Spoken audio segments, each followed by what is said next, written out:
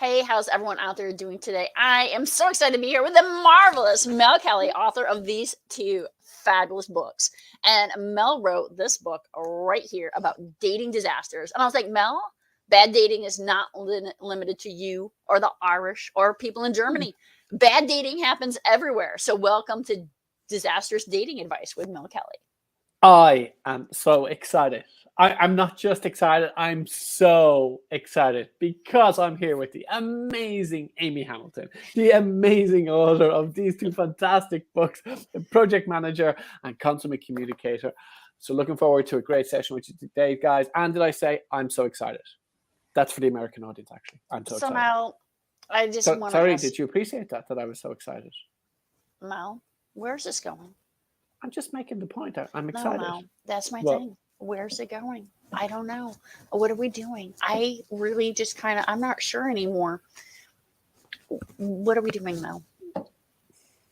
And so often, this is the question, isn't it? Where is it going? And does it really have to go anywhere? Yeah, exactly. Why does it have to go somewhere? I mean, if you just think about it, why does it have to go somewhere? In 50 years' time, 80 years' time, we're all going to be dead. What does it matter? So why does it have to go anywhere?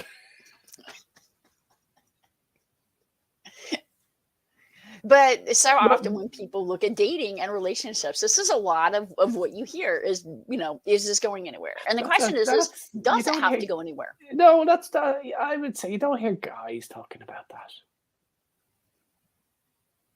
Once again, Mel Kelly representing all men everywhere and through all history. I don't hear guys talking about that. Going somewhere, not going somewhere. I mean, come on. Remember, this is the bad dating advice. So, guys, just remember, according to Mel, don't talk about it, don't plan it, don't ever propose, don't ask the question, don't live together. What's up? Wait. I didn't say that. I mean, I just said is why does everything have to be going somewhere? Why can't you enjoy the current? I mean, there's no point. I mean, what happens if you do all the right things? You get married, but you're unhappily married. What's the point in that? Mel, that's... You buy the house, you have to get married, have the kids, all that, but you're unhappily married with the kids and unhappy with the kids. What is the point? So you're saying that the point should be just about being happy in the moment? Well, I'm just saying it depends on the relationship, doesn't it? I mean, why does every relationship have to be going somewhere? I mean, having a good time, she's having a good time, you're having a good time, or vice versa. I mean, why does it have to be like the milestones? Like, it's not a project. Is a relationship a project? Yes. Yes, it is. See, that's the problem. As a project manager, thinking about dating as a project manager with milestones in the beginning, in the middle, and the end. Well, we all know the end. Everybody dies. The beginning, the beginning and the middle is options along the way. Well, I actually talk about that in the project manager that, what do you want your legacy to be? It's very Stephen Covey, right? And so I think when you look at your relationship, you have a real opportunity to do the same thing as where do you want this relationship to be in 10 years or 20 years or 50 years? And, maybe you're okay with having multiple relationships in that duration of time. Maybe you're the kind of person where you want to grow old together and go off into the sunset together, and there's a lot of questions along the way. You mentioned a lot of things there. I mean, Stephen Covey has the thing about if you're at your grave and you hear them doing the eulogy for you, and what would you like them to say? Isn't that what Stephen Covey says? Yes. That's one of the parts of his book, right? So, I mean, would you want all your ex-partners there at your funeral saying how wonderful you were, or would you just want your single partner that you went through all the milestones and you were unhappy with, her giving you the eulogy? Or, I mean, what's your vision of the perfect eulogy when you're down under?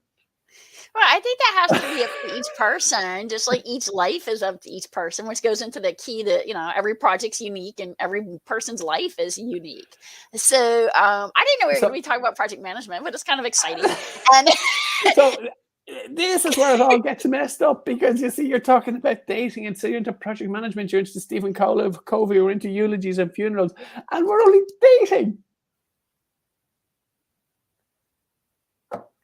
I think that you have to know what you want in life. And I think that when I date, I have been out with people who, like I'm at a point in life where I'm very comfortable. I have no biological clock ticking. Nothing is already broke, right? So it's like I'm in a point where, like I could be like, look, like I'm much more happy just seeing you, on the nights when you don't have your kids and weekends. But some people Mm. are like, no, right?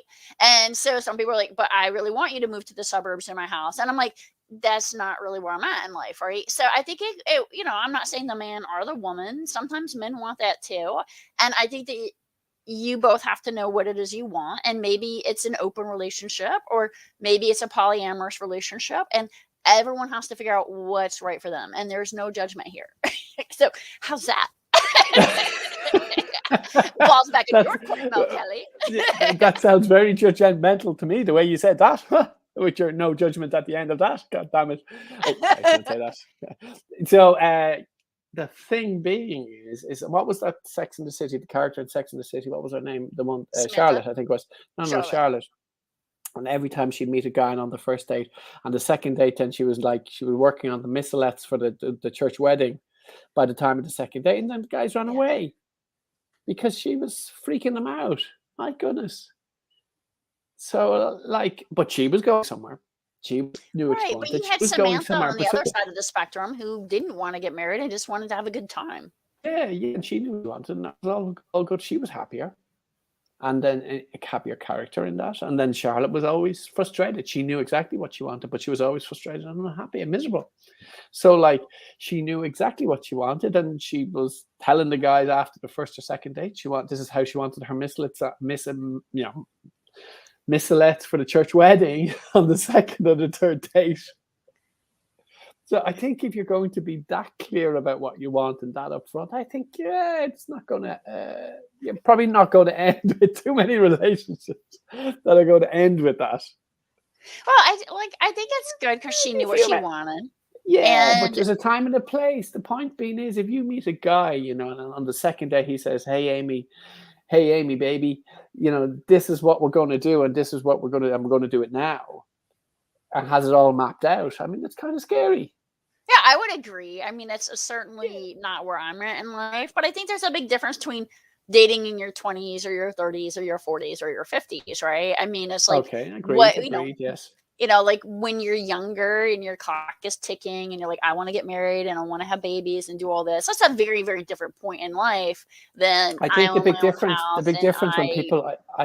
difference when people, when they're younger, is that they still have hope. Oh my gosh, Mel, that might be the most honest thing you've ever said. Why wouldn't you still have hope? No, but you have hope for the house and the dog and the kids and the dreams and all these wonderful things, right? And you have great hope, and you think all these wonderful things will make you happy. And then as you get a little bit older, you realize that, hey, wait, that these things may or may not make you happy, depending. And by the time you hit 30s, 40s, 50s, then you will know more people, more of your friends, more of your circle, maybe yourself included, whoever, who will have been married, not married, or married and broken up, or whatever. And so the milestones, when you're 20, you see all those milestones ahead of you and you want to hit them. By the time you're in your 30s, 40s, 50s, you may see those milestones and realize that they're not as important. No, I would definitely agree with that. But I mean, I think that when it comes to being happy, you should never think another person will make you happy. I mean, that's, I think, the biggest fallacy out there is only you can make you happy. So why does a relationship have to be going somewhere then? I never said it did. Well, you said I didn't say that. That's the topic of today. No, I said in my caveman way, I said that's girl talk. That's what I said. Well, I think that what matters is that everybody has open communication and that they know, the expectations, whether is this a relationship that you foresee ending up in marriage with 2.3 kids, or is this a relationship where it's somewhat transient? And as long as everyone understands, then people don't get hurt. I think it's when people live in this Hollywood world where they don't communicate and they expect the other person to psychically know what they want, that they end up unhappy. Hey, This Hollywood is world. really heavy. Hollywood world. There's places in other places in the world where people don't communicate either as well. It's not just Hollywood. Come on. Yeah, but these rom-coms that people see around the world where people just magically know what each other want and their expectations. I mean, that's That not kills it. real. Yeah, no, it's not. And this is the problem. Is when people are younger, I would say, yeah, they see these rom-coms and they think that's how real life is, and they don't realize that, yeah, it's not.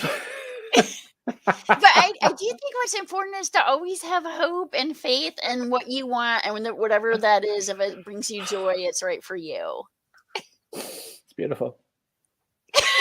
So, Mel, what are we talking about on our next episode? It's important, and it's something that people deal with, and a lot of times people internalize it, and it is this concept of ghosting. And so we're Yeah. going to be talking about ghosting on our next episode.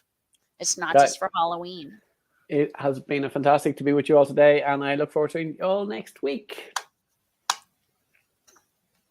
Okay. Thank you so much, Mel Kelly.